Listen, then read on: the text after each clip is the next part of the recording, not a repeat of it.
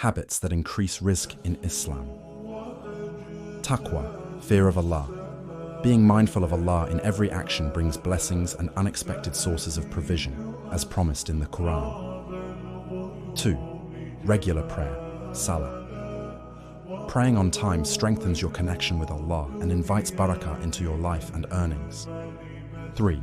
Seeking forgiveness, istighfar. Frequently saying Astaghfirullah opens the doors of sustenance and removes hardships. 4. Giving charity, sadaqah. Giving for the sake of Allah never decreases wealth. Instead, it increases rizq and blessings. 5. Maintaining family ties, silat or rahmi. Keeping good relationships with relatives leads to longer life and increased provision. 6. Gratitude, shukr. Thanking Allah for what you already have brings even more blessings and abundance. 7. Honest earning, halal income.